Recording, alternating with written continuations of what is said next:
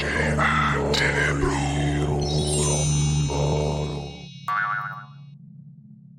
all, let's go back into the past to 1996 and Quake. Now, John Carmack's dream game back in the day was what he called his 6 Degrees of Freedom game.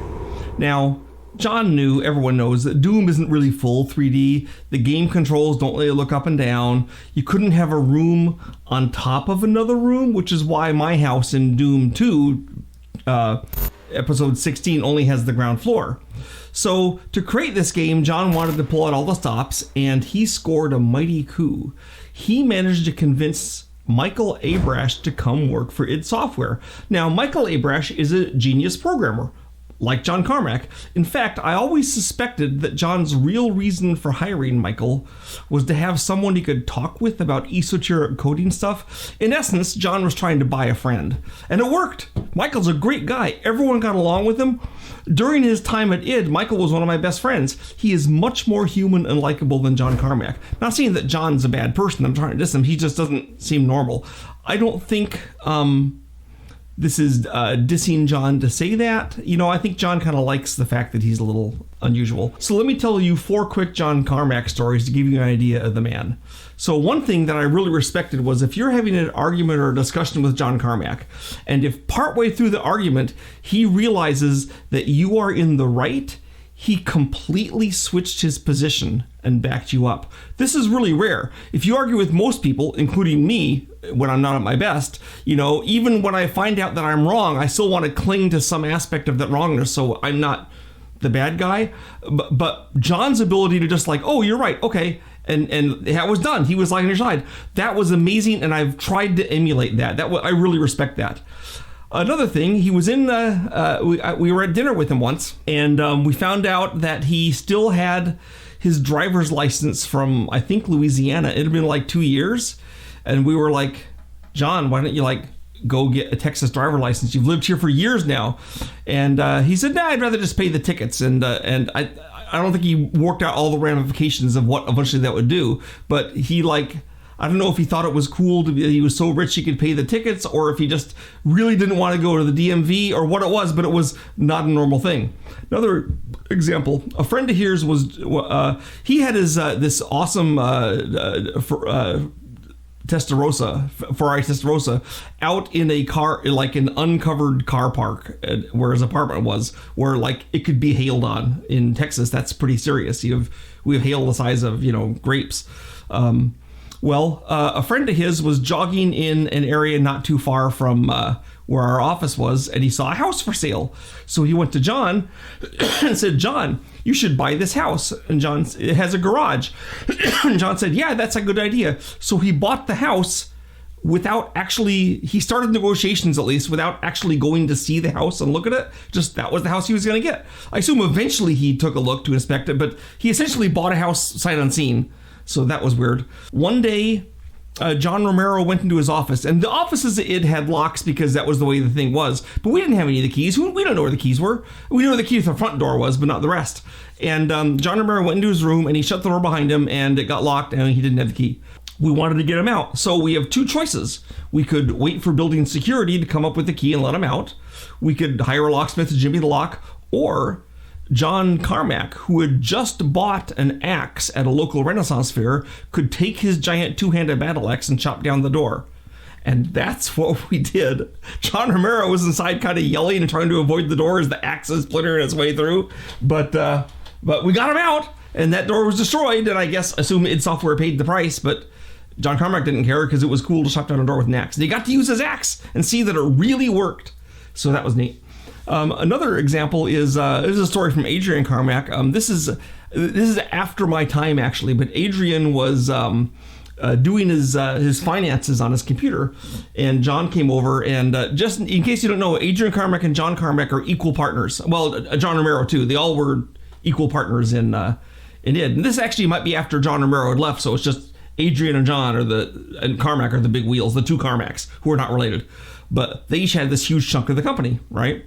And so, of course, the money's been pouring in. They're wealthy men, and deservedly so. And John Carmack goes over and he's looking at Adrian's bank account, just happens to see it, and he says, how come you have so much more money than me? like we got the same amount of money coming in over time. Yet I mean, John wasn't living hand to mouth, but he was significantly less well off than Adrian.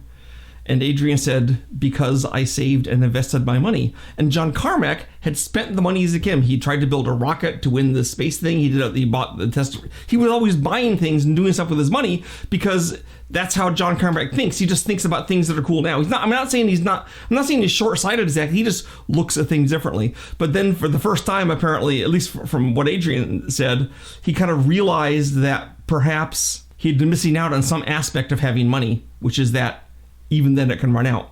So John, he's super smart, but he's also kind of odd. Anyway, on to Michael Abrash. He loved Michael Abrash, and I loved seeing him with him. I remember so many conversations. John's talking to Michael, and John is smiling, he's animated, he's gesturing, he's having a good time. It was so nice to see a happy John Carmack instead of usually what we had was a grim coding machine, you know. Now, before my time at id, we're going to talk about why it's called Quake. Before I was at id, John Carmack ran a D&D game with John Romero and I assume some of the other guys that did. One of the characters in the game was named Quake. I didn't play in the game. I don't know if Quake was a non-player character or a player character, maybe a little of both. Quake had a great big hammer he'd smash things with, and he had a cube orbiting his head, flying around at all times. This cube could swing out and impact enemies, intercept incoming magic, that sort of thing. Now, the original plan for Quake was that the hero of the game Quake would be Carmack's character Quake from the D&D game campaign, that he would have a hammer, that he would have the cube orbiting his head. John Carmack's idea was this would all show off the 3D. Specifically, Quake would take his big hammer and slam it on the ground, and a big crack would appear on the ground going right into the target with dust and debris flying up, and that would damage the target. How cool would that be? Then the orbiting cube swinging around your head, going into and out of view, glowing, intercepting enemy attacks. If enemies got too near, it would hit them and splat them. This would really throw off his 3D. So of course, since I finished his cool role-playing game character, the backstory for Quake was that basically it was the Dungeons & Dragons world, or rather, that the Dungeons & Dragons world had started to penetrate our world. We didn't call it Dungeons & Dragons, just like, you know, the fantasy world. So the first monster we made was the ogre.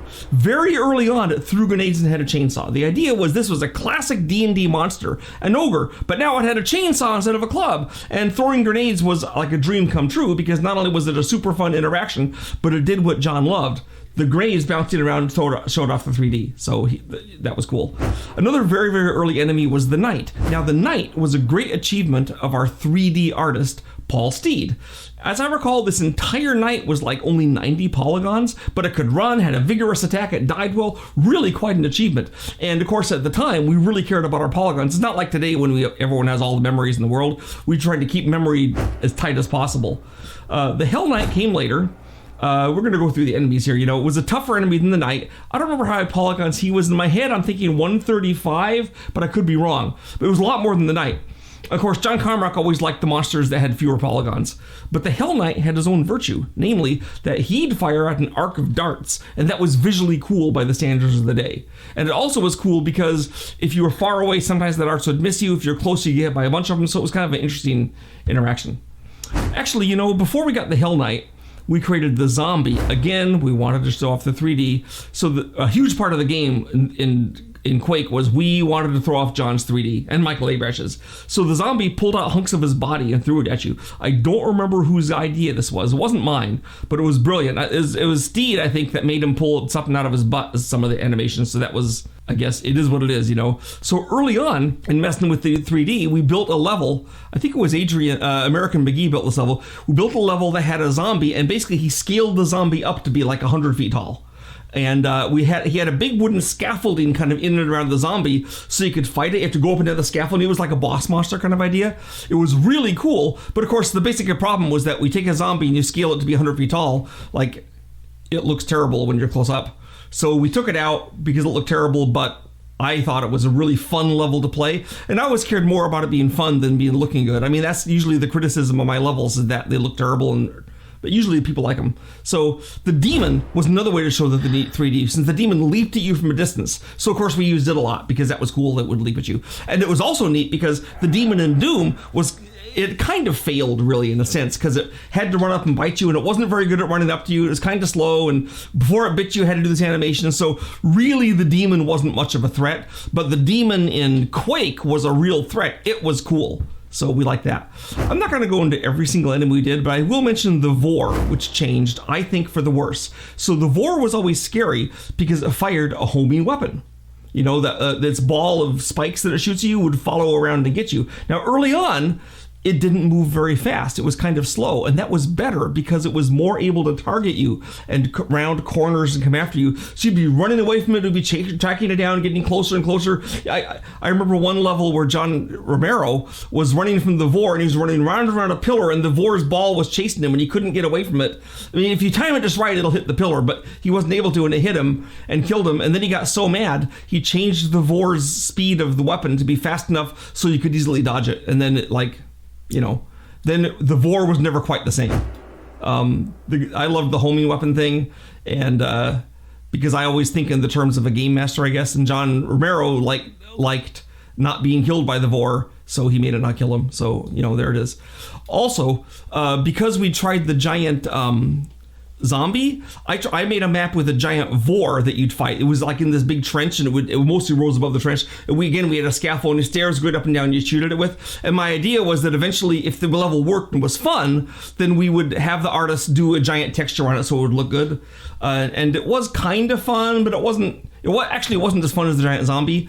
And the artist didn't want to take the time to do it, so that went away. So you missed out on 2 boss monsters we could have had. If you ever wonder why there's hardly any boss monsters in Quake, I mean, there's only 2. There's where 2 of them went. Okay, so some of the remaining enemies that are in Quake came from a book I wrote in 1987. It's Sandy Petersen's Field Guide to Monsters. I gave one of my few remaining copies of this book, and it's a sequel to the art team. They loved it.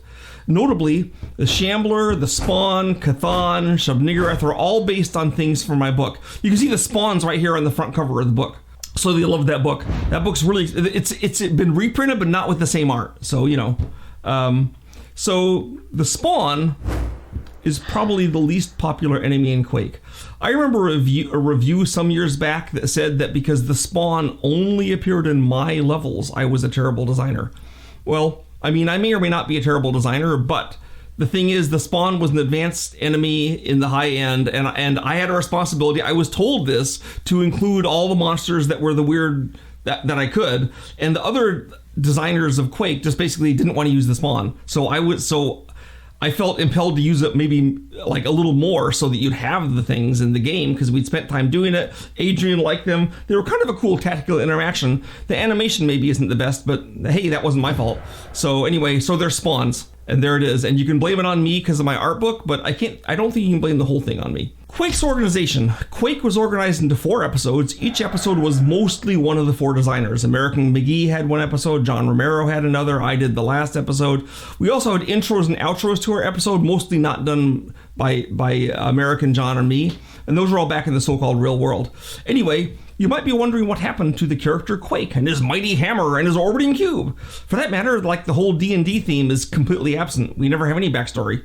Well, that's because we just started working on the game without any real plan. The whole idea was to do a great shooter, and as we started working on it, it started, instead of becoming its own beast, which sometimes happens, it started instead becoming more and more like Doom. We basically didn't have a team captain. I mean, Carmack was kind of it, but he just cared about coding. And actually at one point I went to John Carmack and said, look, I might not do the most gorgeous levels, but I had 5 years of experience in project management when I worked at Microprose. Would you like me to do the project management on this? And I got shot down. So, okay, in the end, I guess he thought that being project manager meant I was a boss, which is not my necessary perception. I mean, it could be, but I wasn't planning to be like John Romero's boss. I just wanted to have someone manage the thing. Anyway, in the end, Quake turned out pretty fun. So maybe you don't need a tight organization, but, I was right at a time. But other problems arose. John Carmack and John Romero got increasingly unhappy with each other during the course of Quake. Michael Abrash wanted to spread his wings. For the next game, he didn't want to do a first-person shooter. But it was clear after Quake that from now on, id Software was going to do only shooters forever. Paul Steed, our great artist, started drinking kind of heavily. This did not affect his work, but obviously it's not good for him in the long run. Dave Taylor, a young programmer who worked with me, who's my buddy, and myself. In fact, you may recall in Doom, almost all of the cheat codes have the letters DT in them. That's Dave Taylor's initials. Anyway, he and I got increasingly marginalized, and kind of everyone pulled back into their own special lives. We didn't socialize like we used to. Remember I told you about going to dinner with John and talking about his driver's license? We weren't doing that anymore by the end of Quake. You know, business guys stuck only to business, artists stuck only to art. The personnel problems were severe. And in the end, Quake is what killed the old id Software. John Romero decided he had to leave before he became enemies with his friends. He left, he took Sean Green with him. Michael Abrash and Dave Taylor left because of the sucky work atmosphere. After Quake, I got so depressed that my quality of work suffered, so I actually went looking for another job. I got one at Ensemble Studios. I was glad to be let go. I have no hard feelings towards anyone at id, except maybe one person. I did look to get a replacement before I left. I didn't want to leave id hanging because I still had affection for her. I still do have affection for it. That was Paul Jakeways, later Janelle. But then, a couple of years later, Jakeways was also forced out of id because of the terrible environment. But I did get Paul, then Janelle, a job at the new place I worked at Ensemble. Adrian Carmack himself left a little after that. You can see how much harm a little bit of poison can do. This was all the doing of a person who had the ear of John Carmack. Let me say, I don't blame John in the slightest. He was always kind of weakest in interpersonal skills, so I don't think he realized what was happening, but we did. Think about it. Because primarily this person and other issues with Quake, 7 of the id team left for good. On a team which is like maybe 11, 12 people, that's crippling. And that explains why id Software was never really the same after Quake. Okay, I will say the new regime under Bethesda has rejuvenated the quality of the games. I know a lot of the people that work there. I like those guys a lot. One of them married my neighbor. So in essence, id was good, then it got bad, and now it's good again, at least in terms of work environment. Let me tell you one story with the unnamed person that was causing trouble. So one of the things about id that was kind of odd is id sort of worked like a sorority, in that there'd be cliques of people that would decide someone was bad or that they were good. Like originally Tom Hall was good, and then the id's collective unconscious decided Tom Hall was bad. Then once Tom Hall was bad, he couldn't do anything to please them. That's one of the reasons he left. It wasn't really his fault. He hadn't actually done anything different. He was just still Tom Hall, but they were like, oh, Tom's bad, so he's out, right? So American McGee was good, and then they decided that he was bad, and American McGee decided to try to get better. So he went to John Carmack and said, what's wrong? What can I do? And John Carmack said, you need to make your levels better to be more impressive. And I thought American McGee had good levels, but apparently he had to go to a higher standard. This is for Quake 2, actually, we're talking about. So American McGee says, what do you want me to do? What training do you want me to do to get levels? Because we couldn't go to online sources of how to design levels because we were the original level designers in the industry. You know, there was no one else to teach us. So John Carmack said, go to X. X will teach you how to do levels better.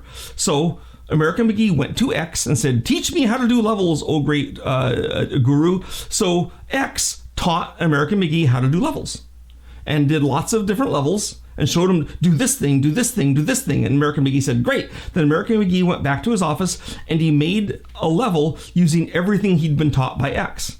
Then he went to John Carmack and said, look how great my level is now. And John Carmack flipped his lid. He said, you have done everything exactly the opposite of what you're supposed to do. This is the worst level. This is completely bad. And it was bad because X was a snake and had told American McGee false information to get him in trouble. That's quite reprehensible. In essence, X was a careerist. His or her goal was to get better according to his rivals were people inside the company instead of other companies. And that's what kills a company. Your rivals need to be the outsiders. You're together against them. You shouldn't be fighting your own personnel, but that's what happened. And I'm glad I left. So let's talk a little bit about Sandy Petersen's channel. Like me, hit that like button.